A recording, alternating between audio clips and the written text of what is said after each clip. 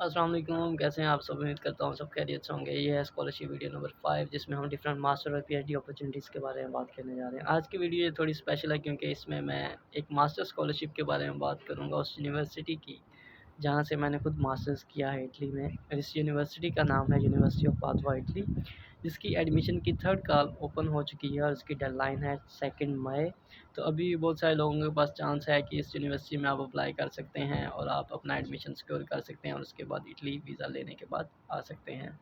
इस यूनिवर्सिटी में बहुत ज़्यादा इंटरनेशनल प्रोग्राम्स अवेलेबल हैं, मोर देन 30 प्रोग्राम्स अवेलेबल हैं।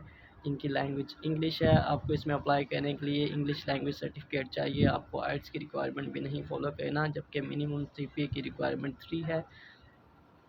और इस यूनिवर्सिटी में अगर आप बात की जाए तो एजुकेशन स्टैंडर्ड की, तो ये इटली की फर्स्ट रैंकिंग में फर्स्ट या सेकंड नंबर पे आती है मोस्टली।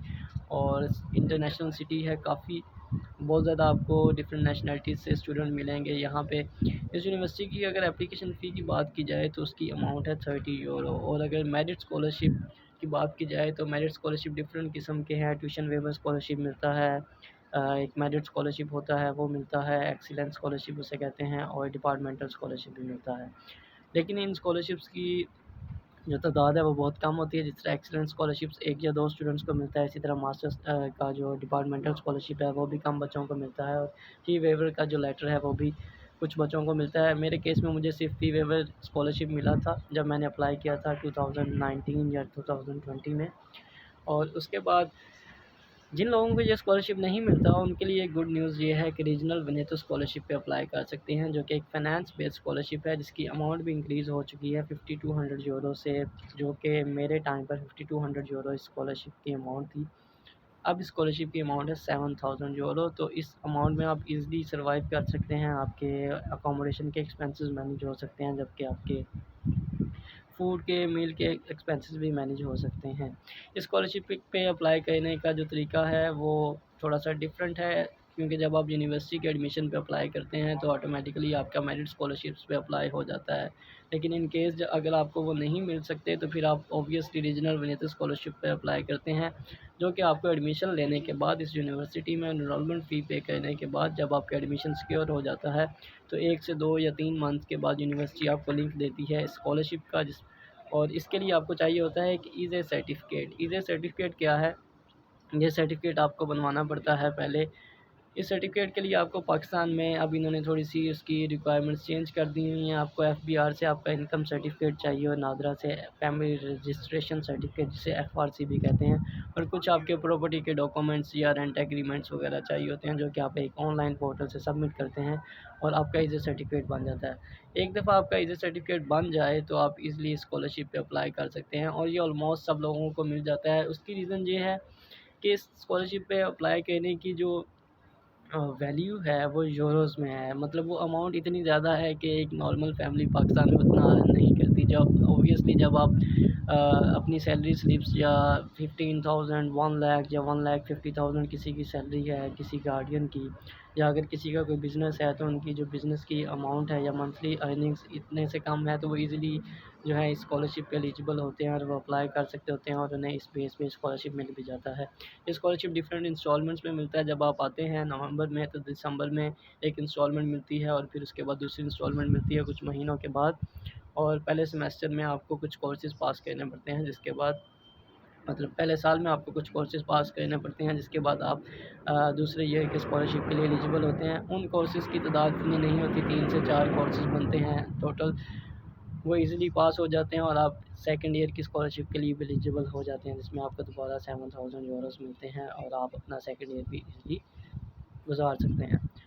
और पार्ट टाइम जॉब मुझसे बहुत लोग मैसेज करके पूछते हैं कि वो इटली में पार्ट टाइम जॉब कर सकते हैं या नहीं। आप बिल्कुल पार्ट टाइम जॉब कर सकते हैं। 20 आवर्स पर वीक ऑफ़िशियली जो है लीगली अलाउ होता है यहाँ पे जॉब करना। लेकिन यूजुअली जो पादवा जैसी सिटीज़ हैं उनमें पार्ट टाइम जॉब मिलना थोड़ा-सा मुश्किल होता है, क्योंकि यहाँ पे लैंग्वेज बैरियर होता है। तो मैं हाईली रिकमेंड करूँगा कि आप पाकिस्तान से ही कोशिश करें कि थोड़ी-सी लैंग्वेज की प्रिपरेशन करके और यहाँ पे आके लैंग्वेज कोर्सेज़ जॉइन करें, तो आपके लिए थोड़ा-सा ईज़ी हो जाएगा।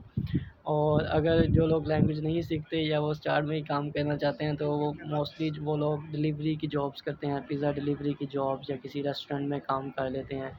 तो ये थोड़ा-सा टफ़ होता है, लेकिन बहुत सारे लोगों को जॉब्स मिल भी जाती हैं। इसके साथ-साथ यूनिवर्सिटी ऑफ पादवा में रहते हुए मैंने इरास्मस प्लस भी एक स्कॉलरशिप लिया था कि फर्स्ट ईयर की बेस पे मुझे स्कॉलरशिप मिला था कि मैंने अपने सारे क्रेडिट्स पास कर लिए थे। तो यूनिवर्सिटी आपको एक अपॉर्चुनिटी देती है कि अगर आप चाहें तो आप किसी और यूरोपियन कंट्री में भी जाकर एक सेमेस्टर अपनी स्टडीज़ कर सकते हैं। आप उसे अपने कोर्स वर्क कर सकते हैं जाके, या आप रिसर्च वर्क कर सकते हैं जाके। मेरे केस में मुझे एनएमबीयू नॉर्वे और क्रोएशिया की ऑज़िग यूनिवर्सिटी में ये अपॉर्चुनिटी मिली थी। लेकिन मैंने क्रोएशिया को सिलेक्ट किया था कुछ पर्सनल बेसिस पर, और मैं 6 मंथ्स के लिए क्रोएशिया गया था जहाँ पे मैंने अपना रिसर्च वर्क किया था मास्टर्स का। तो ये तो बात की बात है, अगर आप लोग आ जाते हैं यहाँ पर तो आपको आहिस्ता-आहिस्ता जो है बहुत सारी अपॉर्चुनिटीज़ मिलती हैं। मास्टर्स के बाद पीएचडी की अपॉर्चुनिटीज़ मिल जाती हैं दूसरी यूनिवर्सिटीज़ में, क्योंकि पादवा एक बहुत अच्छी हाई रैंक यूनिवर्सिटी है तो इसके स्टूडेंट्स को प्रेफ़र भी किया जाता है। मेरे केस में मुझे ये एडवांटेज मिला कि मैं एक इरास्मस प्लस मेरी प्रोफ़ाइल में था, उसके अलावा मैं पादवा से मास्टर किया हुआ था, तो आगे मुझे पीएचडी लेने में रेफ़रेंस मिलती है ऑब्वियसली। तो आप इस यूनिवर्सिटी के डिफरेंट जो प्रोग्राम्स अवेलेबल हैं, बायोटेक्नोलॉजी, मोलेकुलर, मैथमेटिक्स, फ़िज़िक्स, बहुत सारी फ़ील्ड्स अवेलेबल हैं। आप उसको जाके इनकी वेबसाइट पे चेक कर सकते हैं। मैं डिस्क्रिप्शन में उसका लिंक भी दे दूँगा, एक पीडीएफ फ़ाइल का लिंक भी दे दूँगा जिसके थ्रू आप जो है डिफरेंट प्रोग्राम्स को देख सकते हैं। इसको जाके देखें और 2 मई से पहले-पहले आप इस पे अप्लाई कर लें। इसकी एप्लीकेशन फ़ी है €30, जिसमें आप 2 से 3 प्रोग्राम्स में अप्लाई कर सकते हैं।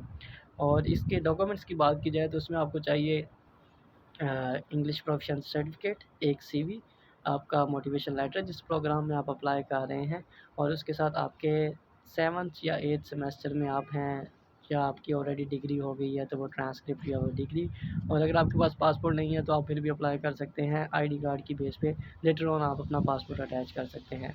ये थी कुछ डिटेल्स यूनिवर्सिटी ऑफ पादवा के बारे में, जिसके बारे में मैं और भी वीडियोस बनाता रहूँगा, और इंशाल्लाह जो बाकी मास्टर्स की अपॉर्चुनिटीज़ ओपन है उनके बारे में भी एक नई वीडियो अपलोड करूँगा नेक्स्ट वीक। तब तक के लिए अल्लाह हाफ़िज़।